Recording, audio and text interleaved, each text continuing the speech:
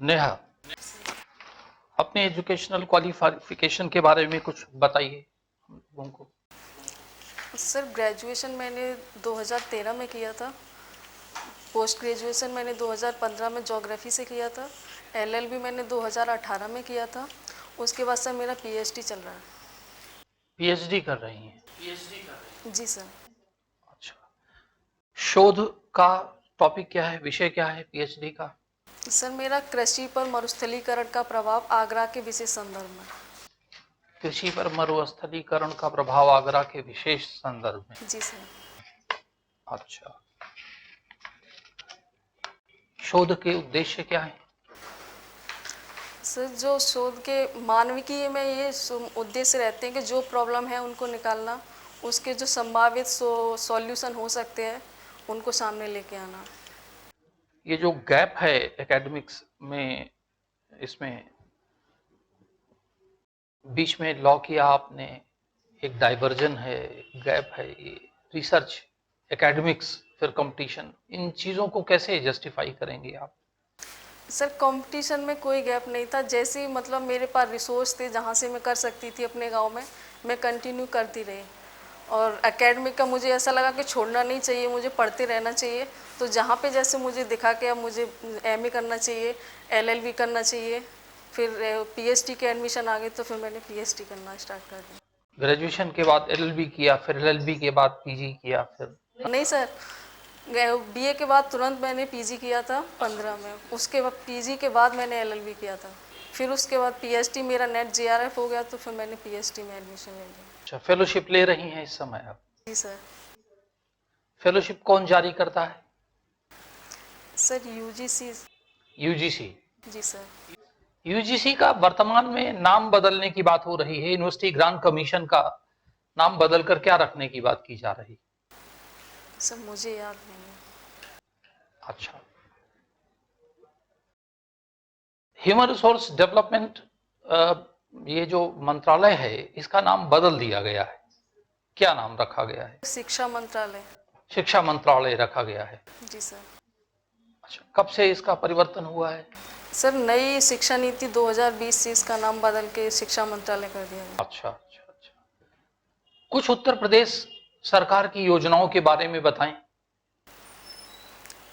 Sir वर्तमान में शिक्षा से संबंधित सर किस कोई भी 5 योजनाएं आप बताएं उत्तर प्रदेश सरकार, अब आप चूंकि शोध कर रही हैं तो ये सब चीजें अवेयर हैं इन चीजों से। सर शिक्षा के क्षेत्र में देखें तो हम अभ्युदय योजना है, वो कंपटीशन से, क्योंकि हम कंपटीशन कर रहे हैं तो हम थोड़ा उसकी तरफ ज़्यादा ध्यान देते हैं। और महिलाओं की सुरक्षा के लिए मिशन शक्ति योजना चल रही है। मिशन शक्ति क्या है? सर मिशन शक्ति मिशन शक्ति के 2 पार्ट बनाए थे, ऑपरेशन शक्ति और मिशन शक्ति। मिशन शक्ति में महिलाओं को मतलब अब स्वावलंबन देना, उनको सशक्तिकरण, उनको मतलब वो खुद इंडिपेंडेंट हो सके, उन पे काम करना था। ऑपरेशन शक्ति में उनके साथ जो भी छेड़खानी जो भी करी जा रही है उनको मतलब पनिशमेंट देने के लिए था। अच्छा, चलिए 2 हो गई। और मुझे सर याद, hundreds of planning, hundreds of योजनाएं, सैकड़ों योजनाएं हैं केंद्र सरकार की, राज्य सरकार की।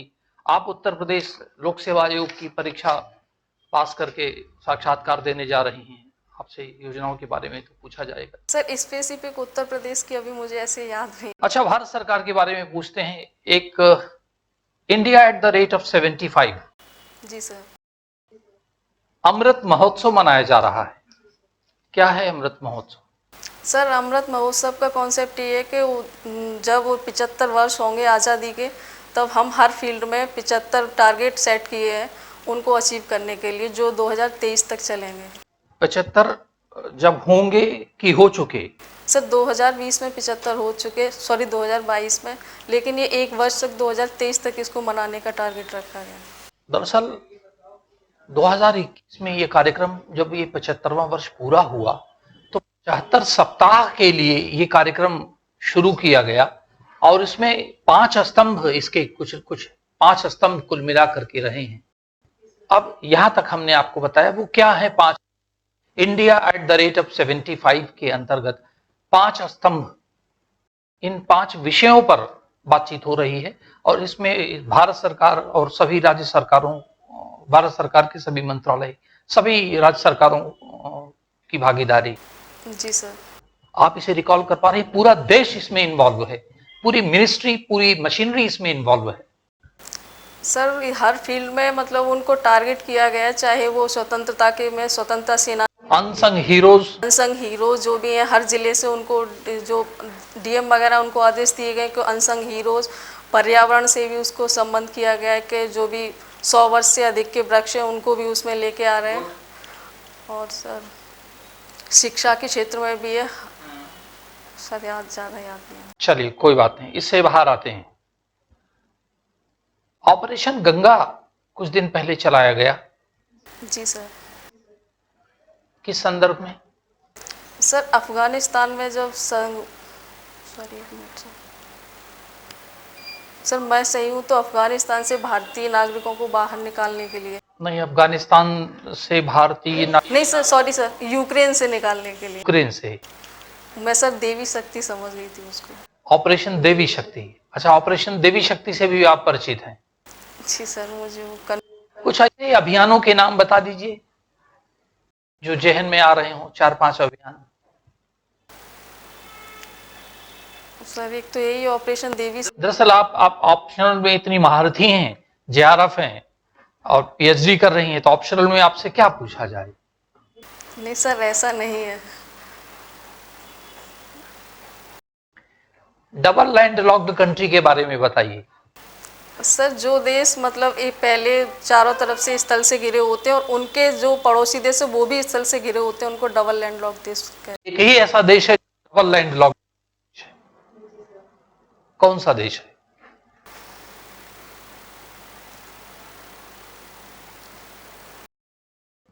लेसेथो। जी सर। अभी लेटेस्ट कहीं पर न्यूज़ पड़ी थी कि सूर्य में काले धब्बे देखे गए। इस प्रकार की कोई न्यूज़ आपने पढ़ी? सर मैंने नहीं पढ़ी। अच्छा, ठीक है। पर्यावरण में आपसे अगर हम पूछें कि आप अपनी कोई 2 राय दें कि क्या किया जाना चाहिए? सर मुझे ऐसे लगता है कि पर्यावरण में सबसे ज़्यादा जो बायो के मतलब इसको डीजल वगैरह पेट्रोल है, ये बहुत ज़्यादा इमिशन इनका बढ़ता जाता है, तो ये CO2 का इंक्रीज़ बहुत ज़्यादा होता है। तो इसके लिए हम इलेक्ट्रिक व्हीकल्स हैं उनको ज़्यादा से ज़्यादा कर सकते हैं। और दूसरा पॉलीथीन का जो चल रहा है आजकल अभियान, उसको और ज़्यादा जागरूकता फैलाने की ज़रूरत है। तो पॉलीथीन के अभियान में जागरूकता फैलानी है और डीजल का उपयोग बंद करना है, जिसकी जगह ई व्हीकल्स जो आ रहे हैं वो ई व्हीकल्स लगाना चाहिए। तो ई व्हीकल्स को, तो ई व्हीकल्स में इस समय सबसे ज़्यादा इंट्रोड्यूस करने वाली कंपनी कौन सी है? कौन सा ई व्हीकल आ रहा है इंडिया में? सर मुझे कंफर्म नहीं, लेकिन मैं थोड़ा प्रयास कर सकती हूँ। टोयोटो मेरा ही शायद कुछ ऐसे। कोई बात नहीं है, आपने पढ़ा है कहीं पे? हाँ सर मैंने पढ़ा। रिकॉल नहीं हो रहा है? रिकॉल नहीं हो रहा मुझे। चलिए कोई बात नहीं है, तो ई व्हीकल को छोड़ देते हैं। आपने 2 चीज़ें बताई, ई व्हीकल और वो। आपका इसमें कहीं कोई सुझाव पेड़ लगाने से संबंधित नहीं होगा? सर बिल्कुल होगा, ये तो पहली प्राथमिकता होनी चाहिए कि बिना पेड़ लगाए तो पर्यावरण की कल्पना ही नहीं कर सकते हैं। क्योंकि आपने अपने सुझाव में पेड़ लगाने का दिया नहीं, इसलिए हमने पूछा कि पेड़ लगाने का आपने कहीं कोई नहीं। अच्छा, सीनेट, योगी जी ने एक सीनेट कराया था, बिजनेस समिट कराई थी। जी सर। उस बिजनेस समिट का उद्देश्य क्या था? सर उत्तर प्रदेश में निवेश को लाना। उत्तर प्रदेश, तो उसमें क्या निवेश हुआ कुछ? सर अभी मैं करंट से थोड़ा डिस्कनेक्ट हूँ अभी। अच्छा, करंट से भी आप थोड़ा सा डिस्कनेक्ट है। चलिए चलिए, कहीं कोई बात नहीं है। जो अभी 2021 में ओलंपिक्स हुए थे, जी सर। तो उसमें गोल्ड मेडल कौन लाया? सर पार्टिकुलर मतलब खेल से या ओवरऑल? ओवरऑल। सर ओवरऑल कई आए थे सर, सुमित अंतिल, नीरज चोपड़ा। ठीक है, कोई बात नहीं। सर कर रही हैं, सिविल सर्विसेज का एग्जाम दे रही हैं, आप प्रोफेसर क्यों नहीं बनना चाहती? आपने LLB की तो LLM क्यों नहीं किया आपने? फिर उसी में PhD क्यों नहीं किया? सर मुझे ऐसा लगता है कि जो मेरे पास गाइडेंस थी और जो मैं समझ पा रही थी, रिसोर्स थे, उसमें मैंने बेहतर चुनने की कोशिश करी। तो गाइडेंस तो आपके पास एलएलबी में भी रही होगी ना। सर कोई गाइडेंस नहीं, एलएलबी के पीछे एक फैक्ट मेरे दादाजी का था। गांव में मेरे यहाँ पे थोड़े इशू बहुत ज़्यादा ऐसे रहते थे, उनको ऐसा लगता था कि घर में कोई एक एलएलबी होना चाहिए, और सभी पढ़ने के नाम पे पैर पीछे खींचते थे, तो मैं ही आगे थी, तो फिर मुझे ही करना पड़ा एलएलबी। Okay, very nice. चलिए, तो एलएलबी आपने किस यूनिवर्सिटी से की है? सर आगरा यूनिवर्सिटी से। आगरा यूनिवर्सिटी से की। ओके, ये लोकस स्टेंडाई क्या होता है?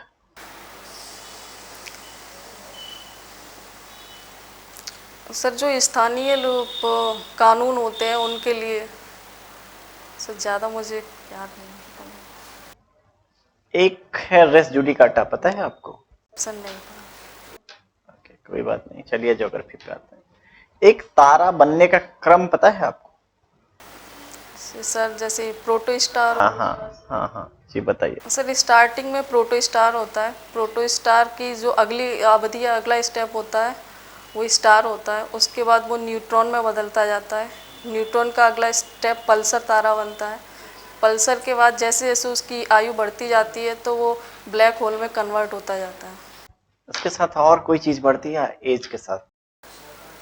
सर उसका जो ग्रेविटेशन फोर्स है वो बढ़ता जाता है, ब्लैक होल जब होता है तो सबसे ज़्यादा मतलब ग्रेविटेशन। चंद्रशेखर सीमा के बारे में कुछ बताइए। जी सर, जब ब्लैक होल बनता है और रेड जाइंट जिसको बोलते हैं, उनके बीच में 1.44 की चंद्रशेखर सीमा होती है, जिसे चंद्रशेखर सीमा के नाम से जानते ये डेप्थ ट्रैप क्या होता है? हैं। सर किसी की आर्थिक ज़रूरतों को समझ के उसको इतना उधार देते जाना कि वो उसको चुकाने में असमर्थ हो जाए, और उसकी जो भी रिसोर्स है उनको ऑक्यूपाई कर लेना, डेप्थ ट्रैप होता है। मिशन कर्मयोगी के बारे में क्या पता है? सर मिशन कर्मयोगी केंद्र सरकार ने जो प्रशासनिक अधिकारी हैं उनको ट्रेनिंग देने के लिए स्टार्ट किया था। अच्छा, डोकलाम इशू के बारे में कुछ बताएंगे?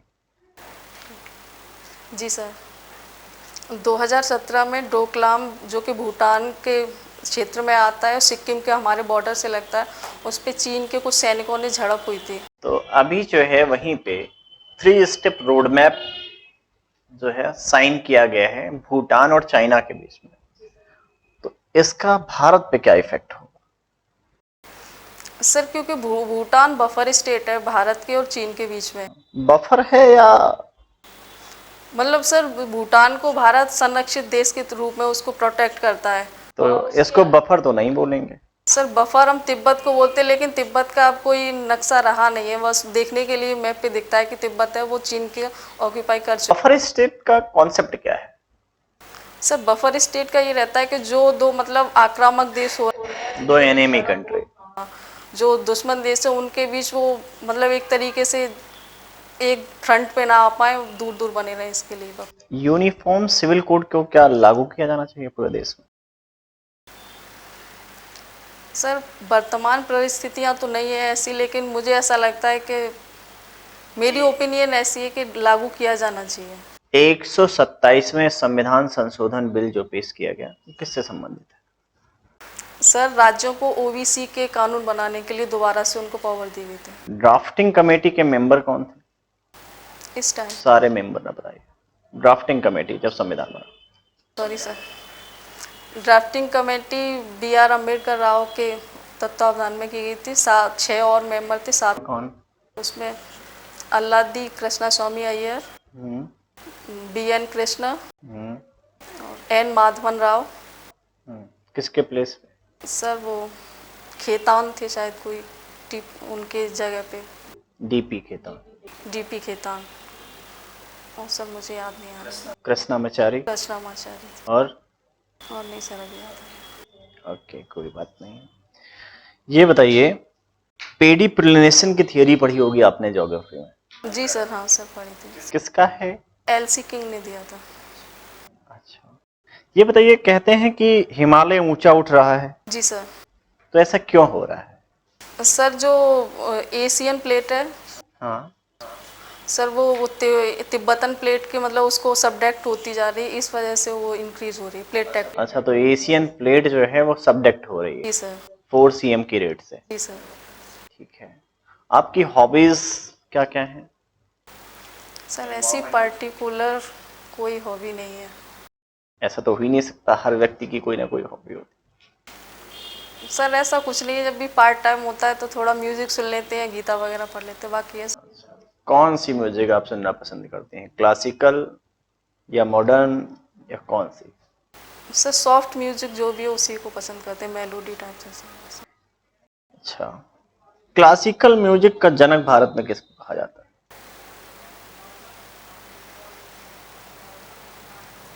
सर ऐसे याद नहीं। तानसेन के बारे में कुछ बताइए जरा।